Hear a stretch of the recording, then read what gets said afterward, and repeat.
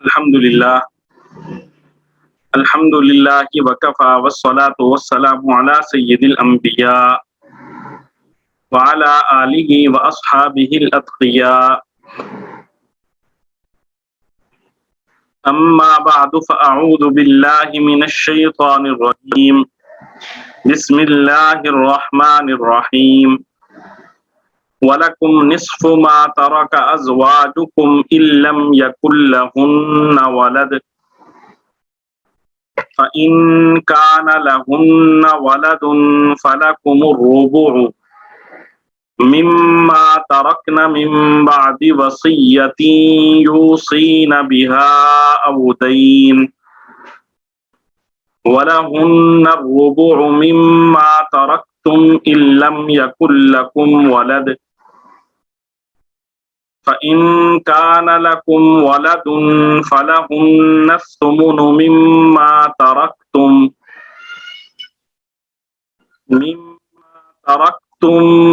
مِّن بَعْدِ وَصِيَّةٍ تُوصُونَ بِهَا أَوْ دَيْنٍ وَإِن كَانَ رَجُلٌ يُورَثُ كَلَالَةً أَوِ امْرَأَةٌ وَلَهُ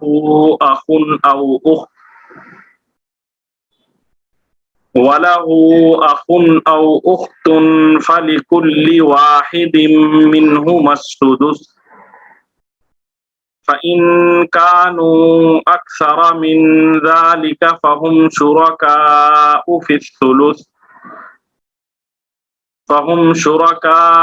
فِي الثُّلُثِ مِن بَعْدِ وَصِيَّةٍ يُوصَى بِهَا أَوْ دَيْنٍ غَيْرَ مُضَارٍّ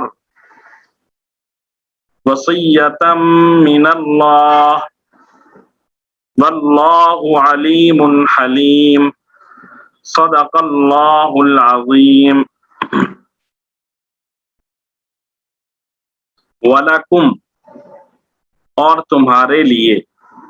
نصف ہے، آدھا ہے، ما ترکا جو چھوڑا ہو،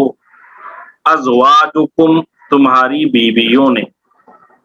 ان لم یکن اگر نہ ہو لہن ان کی ولدن اولاد، وَلَكُمْ نِصْفُ مَا تَرَكَ أَزْوَاجُكُمْ إِن لَّمْ يَكُن لَّهُنَّ وَلَدٌ اور تمہاری بیویاں جو کچھ چھوڑ کر جائیں اس کا آدھا حصہ تمہارا ہے، بشرطے کہ ان کی کوئی اولاد زندہ نہ ہو۔ وَلَكُمْ نِصْفُ مَا تَرَكَ أَزْوَاجُكُمْ إِن لَّمْ يَكُن لَّهُنَّ وَلَدٌ اور تمہاری بیویاں جو کچھ چھوڑ کر جائیں اس کا آدھا حصہ تمہارا ہے، بشرطے کہ ان کی کوئی اولاد زندہ نہ ہو۔ ان کان پھر اگر ہو لہن ان عورتوں کی ولدن اولاد، فلکم تو تمہارے لیے ہے الربع چوتھا حصہ، مما ترکنا اس میں سے جو انہوں نے چھوڑا ہو، من بعد وصیت وصیت جاری کرنے کے بعد، یوصین بہا جس کی انہوں نے وصیت کی ہو، او دین یا قرض کی ادائیگی کے بعد، ان کان لہن ولد فلکم الربع مما ترکنا اور اگر ان کی کوئی اولاد ہو تو تمہیں ان کے ترکے کا چوتھائی حصہ ملے گا، من بعد وصیت یوصین بہا او دین اس وصیت پر عمل کرنے کے بعد جو انہوں نے کی ہو اور ان کے قرض کی ادائیگی کے بعد، فَإِن كَانَ لَهُنَّ وَلَدٌ فَلَكُمُ الرُّبُعُ مِمَّا تَرَكْنَ اور اگر ان کی کوئی اولاد ہو تو تمہیں ان کے ترکے کا چوتھائی حصہ ملے گا، من بعد وصیت یوصین بہا، اس وصیت پر عمل کرنے کے بعد جو انہوں نے کی ہو، او دین، اور ان کے قرض کی ادائیگی کے بعد، وَلَهُنَّ الرُّبُعُ مِمَّا تَرَكْتُمْ، وَلَهُنَّ، اور ان بیویوں کے لیے، الرُّبُعُ چوتھا حصہ ہے، مِمَّا تَرَكْتُمْ اس میں سے جو تم نے چھوڑا ہو، إِن لَّمْ يَكُنْ اگر نہ ہو، لکم تمہاری، ولد اولاد، وَلَهُنَّ الرُّبُعُ اور تم جو کچھ چھوڑ کر جاؤ اس کا ایک چوتھائی ان بیویوں کا ہے، إِن لَّمْ يَكُن لَّكُمْ وَلَد، بشرطے کہ تمہاری کوئی اولاد زندہ نہ ہو، وَلَهُنَّ الرُّبُعُ مِمَّا تَرَكْتُمْ اور تم جو کچھ چھوڑ کر جاؤ اس کا ایک چوتھائی ان بیویوں کا ہے، إِن لَّمْ يَكُن لَّكُمْ وَلَد، بشرطے کہ تمہاری کوئی اولاد زندہ نہ ہو، فَإِن كَانَ لَكُمْ وَلَدٌ پھر اگر تمہاری اولاد ہو، فَلَهُنَّ تو ان بیویوں کے لیے، الثُّمُنُ آٹھواں حصہ ہے، مِمَّا تَرَكْتُمْ اس میں سے جو تم نے چھوڑا، إِن كَانَ لَكُمْ وَلَدٌ فَلَهُنَّ الثُّمُنُ مِمَّا تَرَكْتُمْ اور اگر تمہاری کوئی اولاد ہو تو ان بیویوں کو تمہارے ترکے کا آٹھواں حصہ ملے گا، من بعد وصیت وصیت جاری کرنے کے بعد، توصون بہا جس کی تم نے وصیت کی ہو، او دین یا قرض کی ادائیگی کے بعد، فَإِن كَانَ لَكُمْ وَلَدٌ اور اگر تمہاری کوئی اولاد ہو، فَلَهُنَّ الثُّمُنُ مِمَّا تَرَكْتُمْ تو ان بیویوں کو تمہارے ترکے کا آٹھواں حصہ ملے گا، من بعد وصیت توصون بہا اس وصیت پر عمل کرنے کے بعد جو تم نے کی ہو، او دین یا تمہارے قرض کی ادائیگی کے بعد، فَإِن كَانَ لَكُمْ وَلَدٌ اور اگر تمہاری کوئی اولاد ہو، فَلَهُنَّ الثُّمُنُ مِمَّا تَرَكْتُمْ تو ان بیویوں کو تمہارے ترکے کا آٹھواں حصہ ملے گا، من بعد وصیت توصون بہا اس وصیت پر عمل کرنے کے بعد جو تم نے کی ہو، او دین اور تمہارے قرض کی ادائیگی کے بعد، وَإِن كَانَ رَجُلٌ يُورَثُ وَإِن كَانَ رَجُلٌ اور اگر ہو ایسا آدمی، یورث کے وارث بنا ہو اس کا، کلالتن کلالہ، او امرأۃ یا ایسی عورت ہو، وَلَهُ اور اس کا، اخن ایک بھائی ہو، او اختن یا ایک بہن ہو، فَلِكُلِّ وَاحِدٍ مِّنْهُمَا تو ان دونوں میں سے ہر ایک کے لیے، السدس چھٹا حصہ ہے،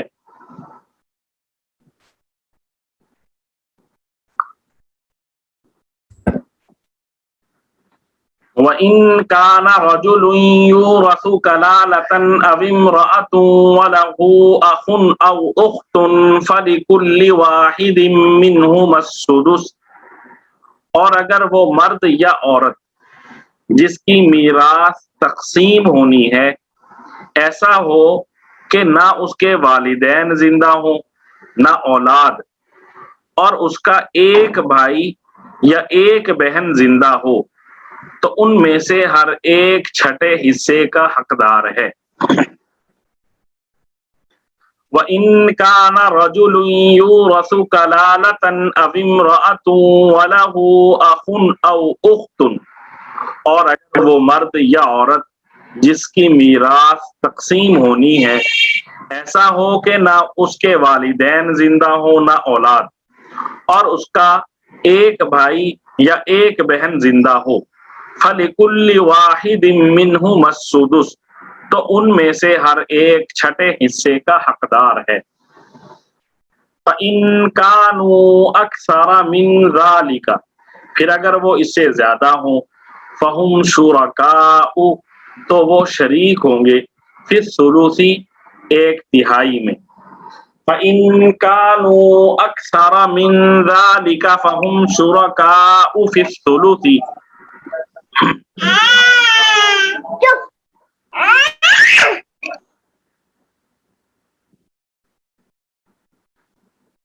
فَإِن كَانُوا أَكْثَرَ مِن ذَلِكَ فَهُمْ شُرَكَاءُ فِي الثُّلُثِ،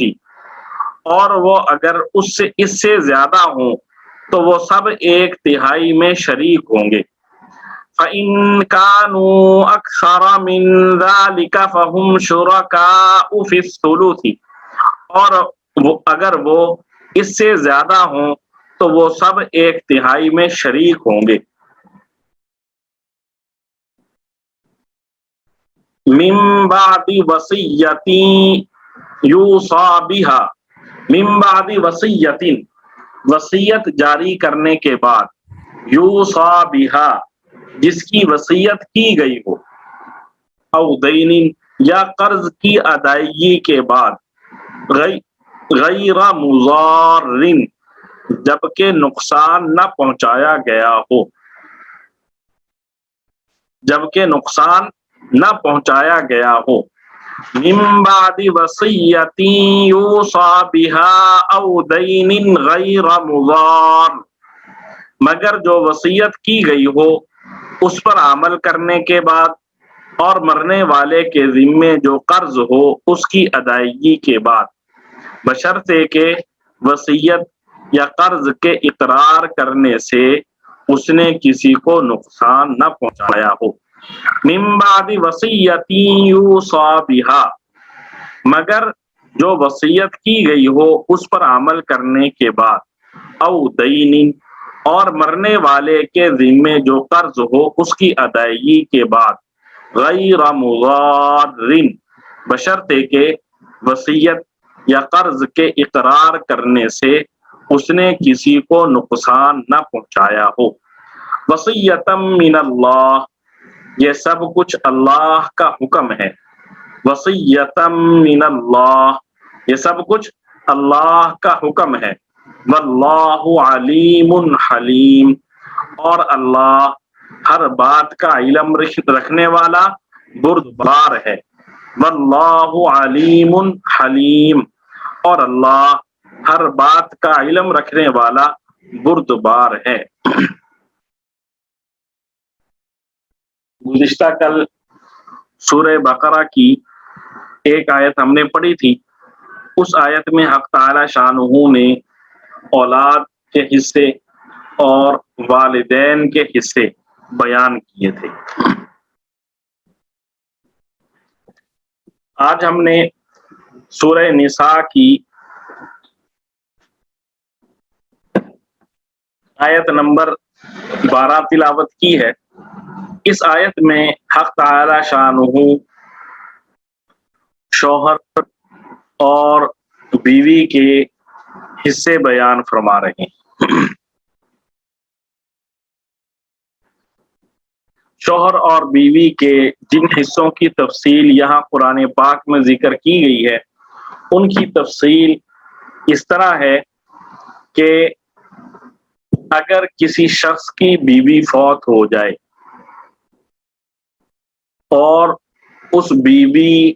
کی کوئی اولاد نہ ہو، نہ اس شوہر سے نہ اس سے پہلے اگر کوئی اور شوہر تھا تو اس سے، اس بیوی کی کوئی اولاد نہیں، تو ایسی صورت میں شوہر کو جو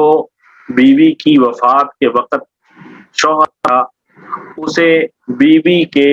کل مال کا آدھا حصہ ملے گا۔ بیوی فوت ہو رہی ہے اور بیوی کی کوئی اولاد نہیں، تو اس کی وفات کے وقت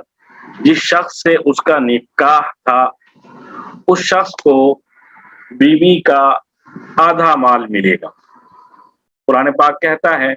وَلَكُمْ نِصْفُ مَا تَرَكَ أَزْوَاجُكُمْ إِن لَّمْ يَكُن لَّهُنَّ وَلَدٌ،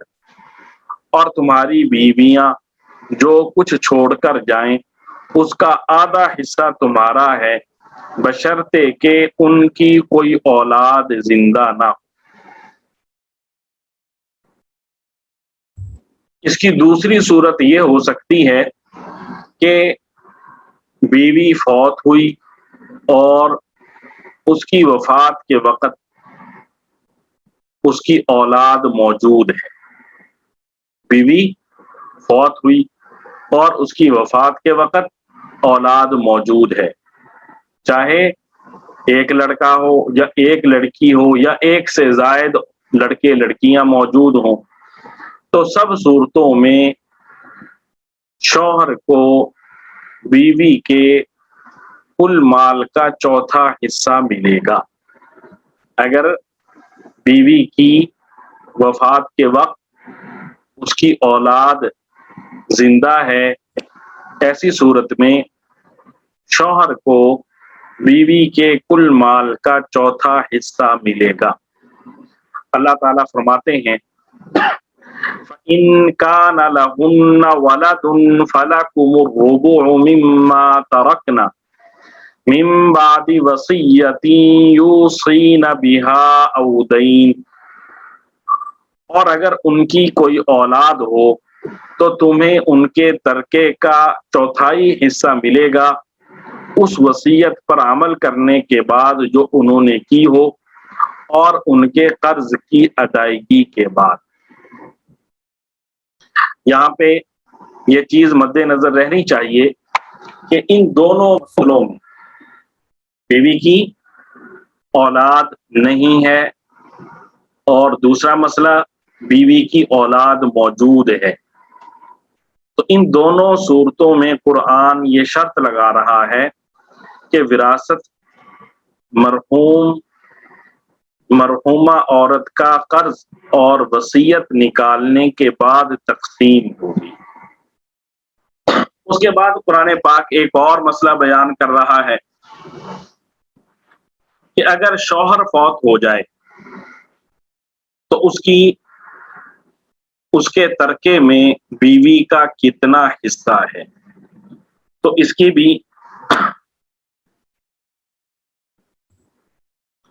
دو صورتیں قرآن نے بیان کی ہیں۔ شوہر فوت ہوا اور شوہر کی کوئی اولاد نہیں، نہ موجودہ بیوی سے نہ کسی اور بیوی سے۔ مرتے وقت جو شخص فوت ہو رہا ہے اس کی کوئی اولاد نہیں ہے، تو اب اس شخص کی جو بیوی ہے اسے کل مال کا چوتھا حصہ ملے گا، جبکہ مرحوم کے ورثاء میں اولاد نہ ہو، نہ کوئی بیٹا ہو نہ کوئی بیٹی ہو، نہ ایک ہو نہ دو ہو نہ اس سے زیادہ، کوئی اولاد نہ ہو، تو تب بیوی کو شوہر کے ترکے میں سے چوتھائی حصہ ملے گا۔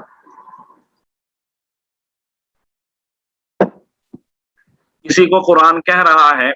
وَلَهُنَّ الرُّبُعُ مِمَّا تَرَكْتُمْ إِن لَّمْ يَكُن لَّكُمْ وَلَدٌ، اور تم جو کچھ چھوڑ کر جاؤ اس کا ایک چوتھائی ان بیویوں کا ہے، بشرطے کہ تمہاری کوئی اولاد زندہ نہ ہو۔ اسی مسئلے کی دوسری صورت یہ ہے کہ شوہر فوت ہوا، اس کی وفات کے وقت اولاد موجود ہے، خواہ ایک لڑکا ہے یا ایک لڑکی ہے یا اس بیوی کے علاوہ کسی پہلی بیوی سے اولاد موجود ہے۔ کسی طرح بھی شوہر جب فوت ہو رہا ہے تو اس وقت اس کی اولاد موجود ہے، تو ایسی صورت میں شوہر کی وفات کے وقت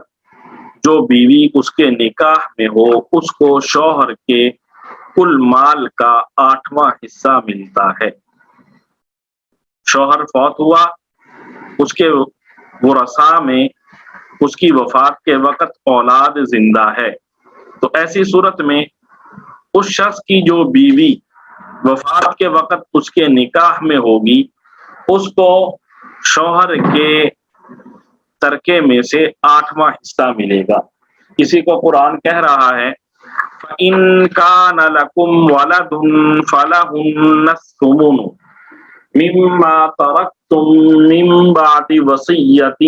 تُوصُونَ بِهَا أَوْ دَيْنٍ، اور اگر تمہاری کوئی اولاد ہو تو ان بیویوں کو تمہارے ترکے کا 8واں حصہ ملے گا، اس وصیت پر عمل کرنے کے بعد جو تم نے کی ہو اور تمہارے قرض کی ادائیگی کے بعد۔ یہاں پر بھی یہ بات ذہن میں رہنی چاہیے کہ قرآن کریم ان دونوں مسئلوں میں، جب شوہر کی اولاد نہیں اور بیوی وارث ہے، یا شوہر کی اولاد ہے اور ان کے ساتھ بیوی بھی وارث ہے، ان دونوں صورتوں میں قرآن وضاحت کر رہا ہے کہ فوت شدہ کا ترکہ مرحوم کا قرض اور وصیت ادا کرنے کے بعد دیا جائے تقسیم کیا جائے گا۔ یہاں پر یہ بھی ذہن میں رہے کہ بعض اوقات فوت ہونے والے کی ایک سے زیادہ بیویاں ہو سکتی ہیں، کیونکہ اسلام نے 4 بیویوں کی اجازت دی ہے، تو ممکن ہے کہ کسی شخص کی وفات کے وقت اس کی 2 بیویاں زندہ ہوں، 3 بیویاں زندہ ہوں یا 4 زندہ ہوں۔ ایسی صورت میں جتنی بھی بیویاں ہوں گی، 2 ہوں گی، 3 ہوں گی، 4 ہوں گی، سب کے سب پہلی صورت میں جبکہ شوہر کی اولاد نہیں، تو یہ سب بیویاں کل مال کے 1/4 حصے میں شریک ہوں گی، سب بیویوں کو 1/4 سے زیادہ نہیں ملے گا۔ اور جب شوہر کی اولاد ہو، ایسی صورت میں اس کی جتنی بیویاں ہوں، 2 ہوں، 3 ہوں، 4 ہوں، سب کو 8ویں حصے سے زیادہ نہیں ملے گا۔ کل مال کا جو 8واں حصہ ہے اس میں سب بیویاں شریک ہوں۔ اس کے بعد اللہ تعالی نے قرآن پاک کی اس آیت میں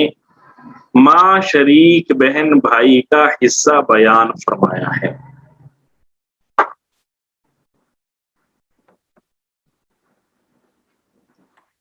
ماں شریک بہن بھائی، یہاں پہ قرآن پاک میں اس جگہ پہ ایک لفظ استعمال ہوا ہے کلالہ، وَإِن كَانَ رَجُلٌ يُورَثُ كَلَالَةً أَوِ امْرَأَةٌ، کہ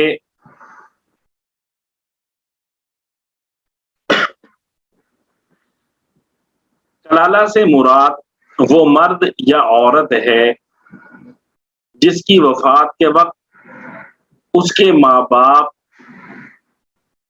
اور اولاد میں سے کوئی زندہ نہ ہو۔ کلالہ سے مراد ایسا مرد یا ایسی عورت جس کی وفات کے وقت اس کے ماں باپ اور اولاد میں سے کوئی زندہ نہیں۔ اصول یعنی ماں باپ اور فروع یعنی اولاد میں سے کوئی زندہ نہیں۔ ایسا شخص جس کی ماں بھی زندہ نہیں، باپ بھی زندہ نہیں، دادا بھی زندہ نہیں، بیٹی بھی زندہ نہیں، بیٹا بھی زندہ نہیں، اور بیٹے کی اولاد بھی زندہ نہیں۔ ٹھیک ہے جی، تو ایسا شخص کلالہ کہلاتا ہے، یعنی جس کے ماں باپ اور اولاد میں سے کوئی بھی زندہ نہ ہو وہ کلالہ کہلائے گا۔ تو قرآن کہہ رہا ہے اگر کوئی شخص کلالہ ہو کر مر جائے، یعنی ایسے انداز میں فوت ہو کہ اس کی وفات کے وقت اس کے ماں باپ میں سے بھی کوئی موجود نہیں تھا اور اس کی اولاد میں سے بھی کوئی موجود نہیں. تو اب اس کے ورثاء کون ہو سکتے ہیں؟ ممکنہ طور پر ایسے شخص کے ورثاء میں اس کے بہن بھائی ہوں گے. تو پھر بہن بھائیوں کی دو طرح کی تقسیم ہے. بعض اوقات تو ایسا ہوتا ہے کہ سگے بہن بھائی ہوتے ہیں، سگے بہن بھائی، اور بعض اوقات ایسا ہوتا ہے کہ باپ شریک بہن بھائی ہوتے ہیں. باپ ایک ہے اور اس کی بیویاں زیادہ ہیں. تو اب یہ لوگ، ان کی اولاد یہ کہلائیں گے کہ یہ باپ شریک بھائی بہن بھائی. تو جو سگے بہن بھائی ہوں یا باپ شریک بہن بھائی ہوں، ان کا حصہ آگے چل کے بیان کریں گے. اس سورہ نساء کی آخری آیت میں اللہ تعالیٰ نے وہ بیان کیا ہے. اور دوسری صورت یہ ہے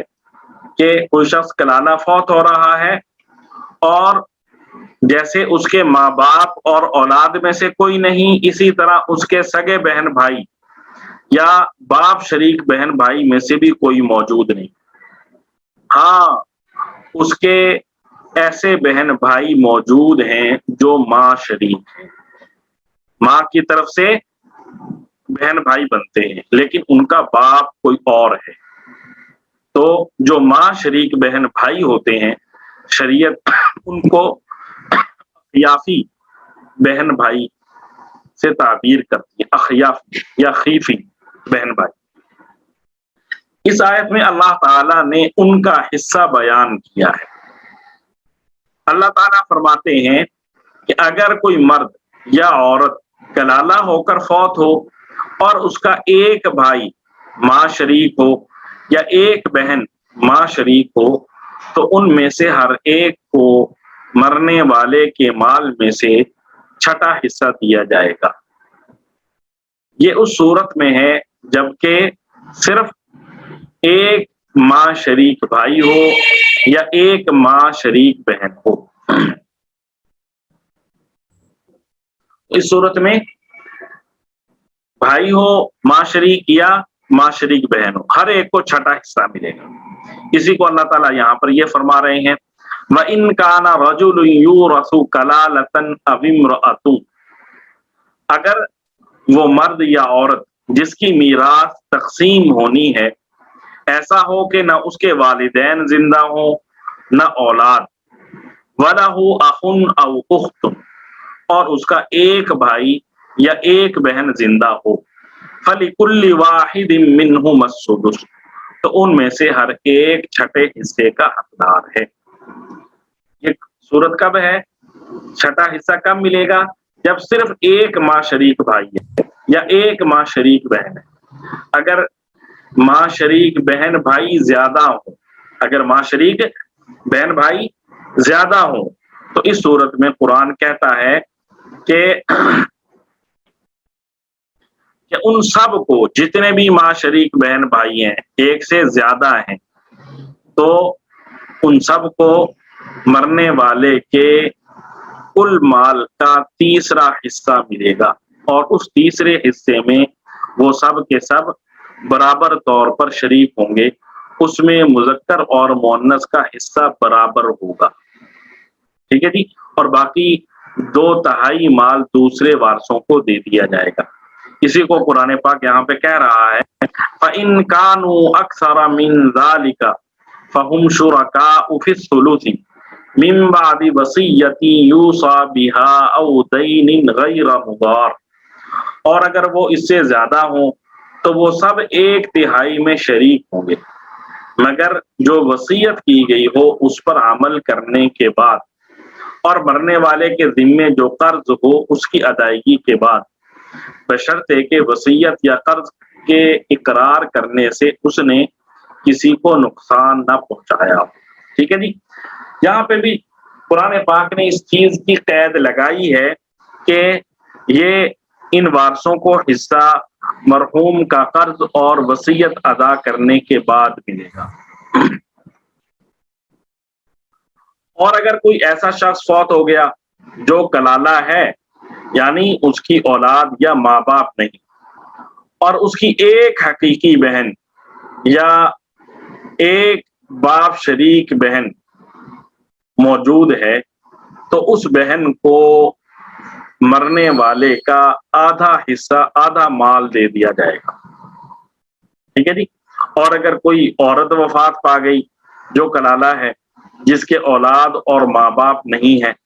اور اس کا ایک حقیقی بھائی یا باپ شریک بھائی ہے، تو یہ بھائی اپنی بہن کے کل مال کا وارث ہو جائے گا۔ اسی طرح اگر مرنے والا کلالہ ہے اور اس کی دو بہنیں ہیں، سگی یا باپ شریک ہیں، تو یہ دونوں مرنے والے کے کل ترکہ سے 2/3 مال لے لیں گی۔ اور اگر دو بہنوں سے زیادہ وارث ہوں تب بھی سب کی سب 2/3 ہی میں شریک ہوں گی، 2/3 سے زیادہ انہیں نہیں ملے گا۔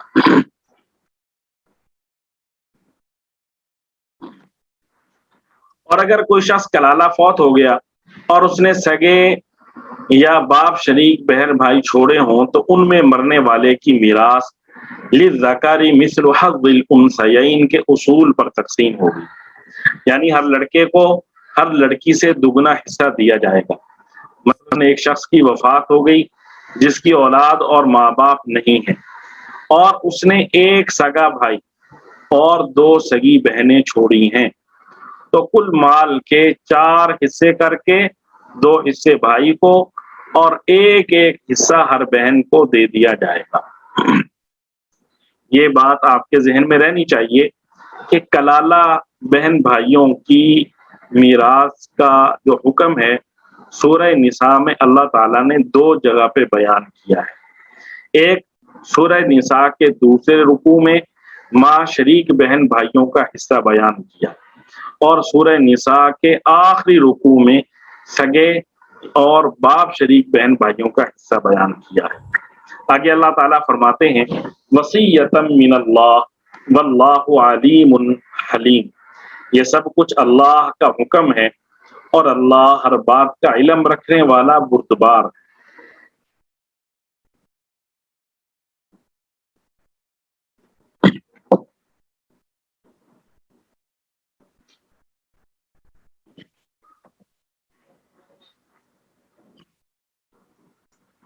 یعنی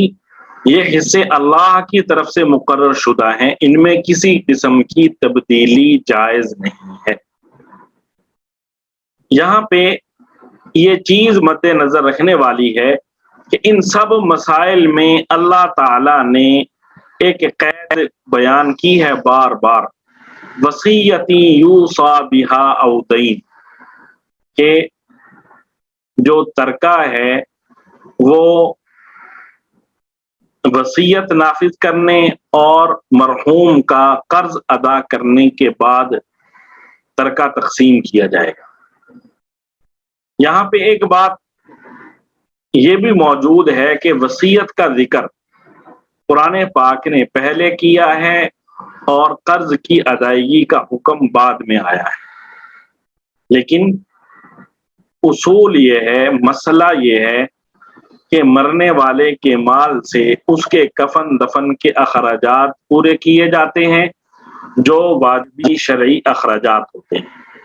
اس کے بعد اس کے قرضے ادا کیے جاتے ہیں۔ اگر پورا مال قرضوں کی ادائیگی میں خرچ ہو جائے تو اس نے جو کچھ وصیت کی ہو اس کی کوئی حیثیت باقی نہیں رہے گی، اور نہ ہی کسی وارث کو کچھ مال ملے گا، جبکہ سارا مال قرض کی ادائیگی میں خرچ ہو گیا۔ ہاں، قرض کی ادائیگی کے بعد کچھ مال بچے تو پھر اس مال سے مرحوم کی وصیت پوری کی جاتی ہے۔ وصیت کل مال کے جو باقی ماندہ مال ہے اس کے تیسرے حصے سے پوری کی جائے گی، تیسرے حصے سے زیادہ میں وصیت جاری نہیں کی جائے گی، اور وصیت کے بعد جو مال بچے گا وہ وارثوں میں تقسیم ہوگا۔ قرآن کہہ رہا ہے کہ قرآن میں وصیت کا تذکرہ پہلے ہے، قرض کا تذکرہ بعد میں۔ جبکہ حضور صلی اللہ علیہ وآلہ وسلم نے فرمایا کہ وصیت نافذ کرنے سے پہلے قرض کی ادائیگی کرنا۔ تو حضور صلی اللہ علیہ وآلہ وسلم نے پرانی آیت کی جو تشریح کی ہے اس پر عمل کیا جائے گا۔ حضور صلی اللہ علیہ وآلہ وسلم قرآن کے شارح ہیں، مفسر ہیں۔ آپ نے فرما دیا کہ یہاں پر جو اللہ تعالیٰ وصیت کو پہلے ذکر فرما رہے ہیں یہ اس کی اہمیت بیان کرنے کے لیے ہے، اس کا مقام، اور یہ بیان کرنے کے لیے نہیں کہ وصیت پر عمل پہلے کیا جائے گا۔ لہذا اس کے مطابق پہلے قرض ادا کیا جائے گا اور اس کے بعد جو مال بچے گا اس کے 1/3 مال سے وصیت ادا کی جائے گی۔ قرضوں کی ادائیگی کے بعد کم یا زیادہ جو مال بچے اس کے تیسرے حصے سے مرنے والے کی وصیت ادا کی جائے گی، بشرطے کہ وہ وصیت شریعت کے مطابق ہو۔ اور اگر فوت ہونے والے نے 1/3 سے کل مال کے تیسرے حصے سے زیادہ کی وصیت کی ہے تب بھی کل مال کے تیسرے حصے ہی میں وصیت نافذ ہوگی، زیادہ میں وصیت نافذ نہیں ہوگی۔ اگر بالغ ورثاء اپنے حصے میں سے کچھ مال وصیت پر خرچ کرنے کے لیے راضی ہو جائیں تو ان کے حصے سے وصیت کی ادائیگی کی جائے گی۔ نابالغ وارث کی اجازت کا کوئی اعتبار نہیں۔ نابالغ وارث اگر اجازت دے رہا ہے کہ میرے حصے سے بھی وصیت نافذ کر دیں تو اس کا کوئی اعتبار نہیں، بلکہ صرف اور صرف بالغ ورثاء اگر اجازت دیں گے تو وہ بھی ان کے حصے میں وصیت نافذ ہوگی۔ اور اگر فوت ہونے والے نے کوئی وصیت نہیں کی تو ایسی صورت میں قرضوں کی ادائیگی کے بعد جو مال بھی بچے گا اس سارے مال میں میراث جاری ہوگی۔ اور اگر کوئی شخص ایسا ہے کہ اس کی وفات کے بعد قرض بھی نہیں ہے اور اس نے وصیت بھی نہیں کی تو ایسی صورت میں جو اس کا کل مال ہے وہ اس کے ورثاء میں ان کے حصوں کے بقدر تقسیم ہو جائے گا۔ اگر کوئی شخص آخرت کے اجر و ثواب کے لیے بطور صدقہ جاریہ کچھ مال خرچ کرنے کی وصیت کر دے یا وارثوں کے علاوہ کسی دوسرے قریبی عزیز یا کسی اجنبی کو اپنے مال میں سے کچھ دینے کے لیے وصیت کر دے تو صرف تہائی مال میں وصیت کرے، اس کو تہائی سے زیادہ مال کی وصیت نہیں کرنی چاہیے۔ بہتر یہ ہے کہ تہائی سے بھی کم کی کرے۔ پھر جب مرنے والے نے وصیت کر دی تو اب وارثوں پر فرض ہے کہ جو وصیت شریعت کے مطابق ہو اس کو نافذ کرے اور وصیت کا مال خود نہ کھائیں۔ اگر ایسا کریں گے، وصیت جاری نہیں کریں گے اور خود اسے استعمال کریں گے تو شرعاً گناہ گار ہوں۔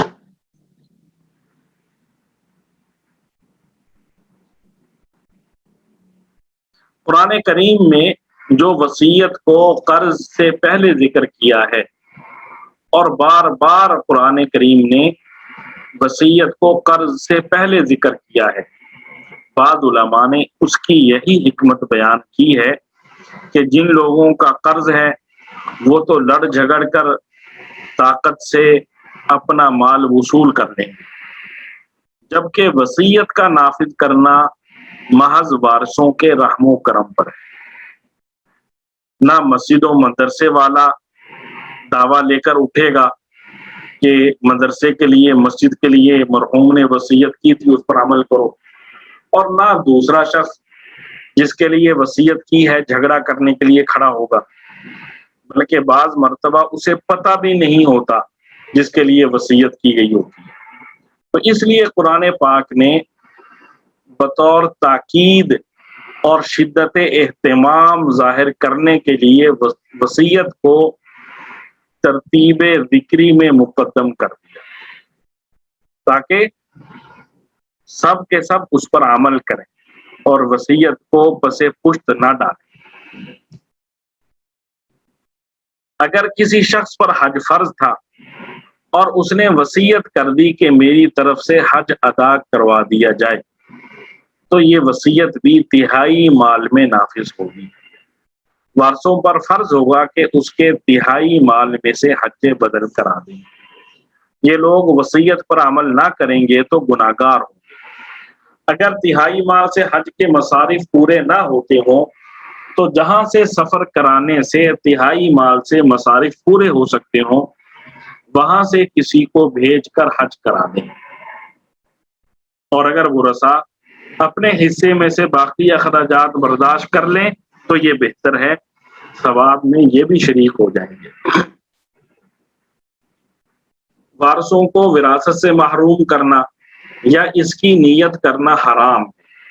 حضرت انس رضی اللہ تعالی عنہ سے روایت ہے کہ رسول اللہ صلی اللہ علیہ وآلہ وسلم نے ارشاد فرمایا، جس نے اپنے وارث کے کچھ حصہ کو کاٹا، کچھ حصہ کو ختم کیا، اللہ تعالیٰ جنت سے اس کی میراث کاٹ دے گا۔ مثلا کسی وارث کے بارے میں یوں کہا کہ اسے میراث نہ دی جائے، یا خود ہی اپنی موت سے پہلے سارا مال ادھر ادھر کر دیا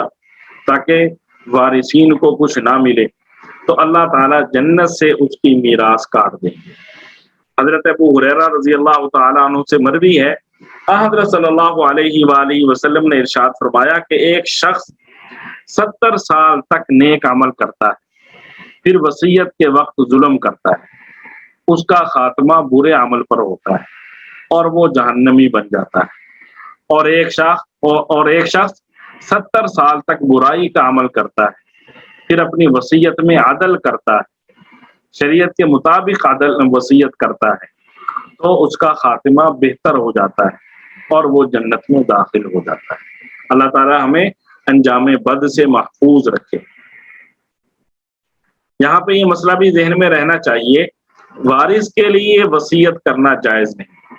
ہاں اگر دوسرے ورثاء اس کی اجازت دیں تو پھر گنجائش ہے۔ اسی طرح یہ مسئلہ بھی ذہن میں رکھنا چاہیے کہ اگر کوئی شخص کسی کو قتل کر دے تو قاتل کو اس کی میراث میں سے کچھ نہیں ملے گا۔ مثال کے طور پہ بیٹے نے اپنے والد کو قتل کر دیا تو عام طور پہ تو بیٹا والد کا وارث ہوتا ہے، لیکن جب کسی نے اپنے والد کو قتل کیا تو اس بیٹے کو والد سے وراثت نہیں ملے گی۔ ایک اور وراثت سے متعلقہ مسئلہ ذہن میں رہنا چاہیے کہ مسلمان کافر کا اور کافر مسلمان کا وارث نہیں ہو سکتا۔ حضور صلی اللہ علیہ وآلہ وسلم نے فرمایا، لا یرث المسلم الکافر ولا الکافر المسلم، مسلمان کافر کا وارث نہیں بن سکتا اور نہ ہی کافر مسلمان کا وارث بن سکتا ہے۔ اسی طرح یہ مسئلہ بھی ذہن میں رہنا چاہیے کہ مرنے والے نے بیوی کا مہر اگر ادا نہیں کیا تو بیوی کو بحیثیت قرض خواہ ہونے کے پہلے اس کا قرض دیا جائے گا جو بصورت مہر شوہر پر واجب تھا، پھر اس کا میراث کا مقررہ حصہ الگ سے دیا جائے گا، مہر الگ ملے گا اور پھر مہر کی ادائیگی کے بعد جو مال بچے گا اس میں سے بیوی کا جو حصہ بنتا ہوگا وہ اس کو الگ سے دیا جائے گا۔ عام طور سے لوگ مرنے والے کی بیویوں پر ظلم کرتے ہیں، مہر نہیں دیتے یا میراث نہیں دیتے یا دونوں ہی سے محروم کر دیتے ہیں۔ یہ ظلم آخرت میں وبال بن کر سامنے آئے گا۔ اسی طرح یہ مسئلہ بھی ذہن میں رہنا چاہیے کہ عموماً میراث تقسیم کرتے ہی نہیں، اسے مل جل کر کھاتے پیتے رہتے ہیں۔ بعض اوقات وارثوں میں یتیم بچے بھی ہوتے ہیں، ان کا مال کھا پی کر دوسرے لوگ برابر کر دیتے ہیں، ختم کر دیتے ہیں۔ ایسے لوگوں کے بارے میں سورہ نساء میں اللہ تعالیٰ نے صاف فرمایا، یہ لوگ اپنے پیٹوں میں دوزخ کی آگ بھرتے ہیں۔ اللہ کی پناہ، اللہ محفوظ رکھے۔ اسی طرح ہم کفن کے وقت بعض اوقات بہت سارے غیر شرعی اخراجات کرتے ہیں۔ جو چیزیں کفن کی ضروریات میں شامل ہیں وہ تو خریدی جائیں گی، اور جو چیزیں کفن کی ضروریات میں شامل نہیں، میراث کے مشترک مال سے ان کو خریدنا جائز نہیں ہے۔ بعض علاقوں میں میراث کے مشترک مال سے دفن کے بعد قبر پر روٹیاں یا کوئی اور چیز تقسیم کی جاتی ہے، اپنے مال سے نہیں بلکہ مشترک مال سے۔ اور بعض جگہ دفن کے بعد فقیروں یا شرکائے جنازہ کو گھر بلا کر مرحوم کے مال سے کھانا کھلایا جاتا ہے، اور یہ سب اسی مشترک مال میں سے خرچ کیا جاتا ہے جو مرحوم نے چھوڑا ہوتا ہے، تو اس لیے یہ جائز نہیں ہے۔ البتہ اگر اہل میت کے علاوہ دوسرے لوگ، ان کے پڑوسی، ان کے رشتہ دار اپنے خرچ پر دور سے آنے والے جنازہ کے شرکاء کے لیے کھانے کا انتظام کریں تو شرعاً اس میں کوئی حرج نہیں، بشرطے کہ اپنا مال ہو، مرحوم کا مال نہ۔ تلک حدود اللہ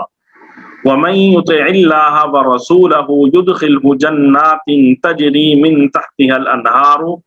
خالدين فيها وذلك الفوز العظيم ومن يعص الله ورسوله ويتعد حدوده يدخله نارا خالدا فيها وله عذاب مهين۔ تلک یہ حدود اللہ، اللہ کی حدود ہیں۔ تلک حدود اللہ، یہ اللہ کی مقرر کی ہوئی حدود ہے۔ تلک حدود اللہ، یہ اللہ کی مقرر کی ہوئی حدود ہے۔ ومن یطع اللہ،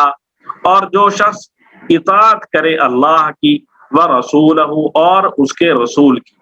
یدخلہ، تو اللہ داخل کرے گا اس کو،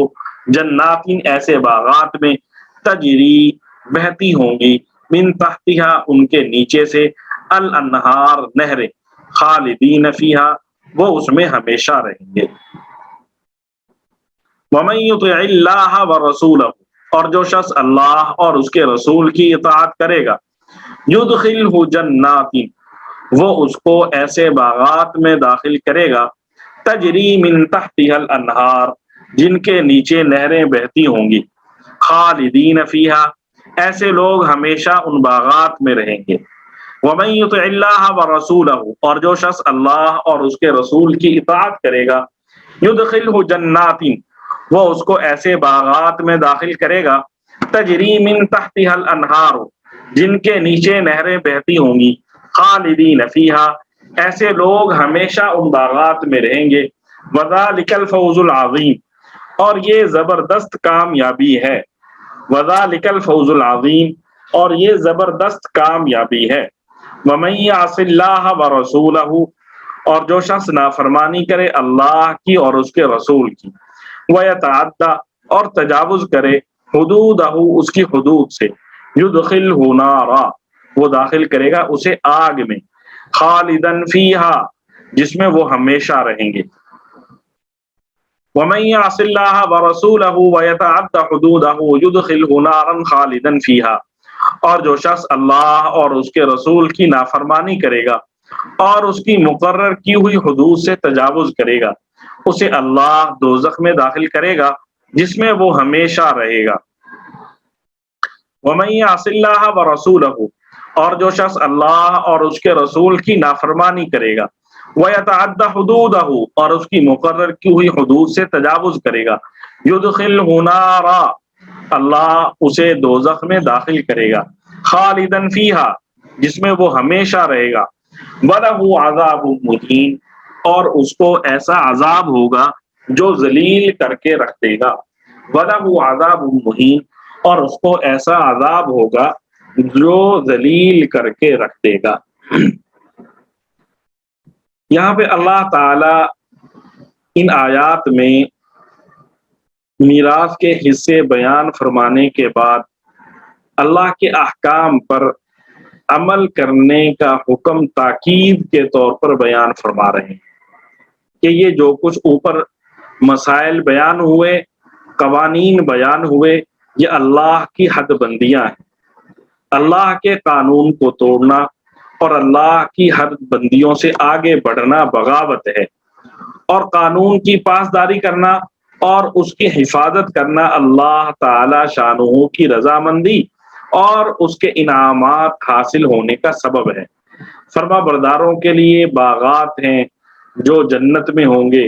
ان میں ہمیشہ رہیں گے، ان باغوں میں داخل ہو جانا بہت بڑی کامیابی ہے۔ اور جو لوگ حدود و قوانین کی خلاف ورزی کرتے ہیں، جیسے اللہ تعالیٰ کے کسی حکم کو بدل کر کسی وارث کے حصے میں کمی بیشی کریں گے، تو ایسے لوگ نافرمان ہیں۔ نافرمانوں کی سزا دوزخ کا عذاب ہے، جو ذلیل کرنے والا ہے وہ، اور جو دوزخ میں داخل ہوگا وہ اس میں ہمیشہ رہے گا۔ یہ جو نافرمان ہیں، اللہ کے احکام کا انکار کریں گے، تو ایسے لوگ اس میں ہمیشہ رہیں گے۔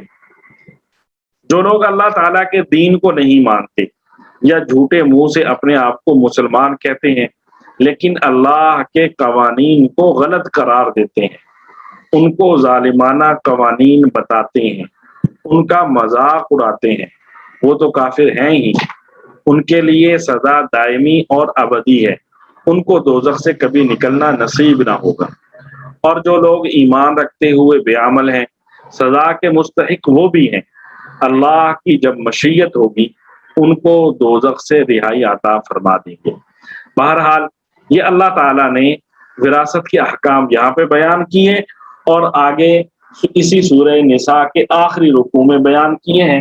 اور یہ مسائل جس تفصیل سے قرآن پاک میں اللہ تعالیٰ نے بیان کیے، کسی اور چیز سے متعلق مسائل اس تفصیل کے ساتھ قرآن پاک نے بیان نہیں کیے۔ تفصیل کے ساتھ جو مسائل بیان کیے وہ صرف اور صرف وراثت کے مسائل ہیں۔ تو یہ چیز واضح ہوتی ہے کہ اللہ تعالیٰ نے خاص طور پر وراثت کے جو مسائل ہیں وہ خود متعین کیے ہیں، اور ایک ایک مسئلہ، باپ ہے تو اس کا کتنا حصہ ہے، ماں ہے تو اس کا کتنا حصہ ہے، بیٹا ہے تو اس کا کتنا حصہ ہے، بیٹی ہے تو اس کا کتنا حصہ ہے، بہن ہے تو اس کا کتنا حصہ، بھائی ہے تو اس کا کتنا حصہ، یہ عام طور پہ وارث ہوتے ہیں۔ تو اب ان اللہ کے مقرر کردہ حصوں میں کسی بھی قسم کی تبدیلی کرنا اور یہ کہنا کہ اللہ کے مقرر کردہ حصے درست نہیں، ان میں کوئی کمی ہے، ہم اس کمی کو پورا کر رہے ہیں اور وراثت یوں تقسیم ہوگی، تو یہ اللہ کے قوانین کو چیلنج کرنا، تو یہ کسی طرح بھی ایک مسلمان کو زیب نہیں دیتا۔ اسی طرح ہم چیلنج تو نہیں کرتے لیکن ان مسائل پر عمل نہیں کرتے، تو یہ بھی اللہ کے احکام کو، اللہ کے احکام کے انکار کے مترادف ہے۔ اس لیے جو وراثت کے احکام ہیں، جیسے ہم وراثتی طور پر اپنا حصہ لیتے ہیں، ہمیں دوسروں کا حصہ بھی اسی طرح بغیر ہچکچاہٹ کے ادا کرنا چاہیے۔ دعا ہے اللہ تعالی ہمیں شرعی مسائل سیکھنے، قرآن پاک سیکھنے اور ان پر عمل کرنے کی توفیق عطا فرمائے۔ صلی اللہ علیہ وآلہ وسلم۔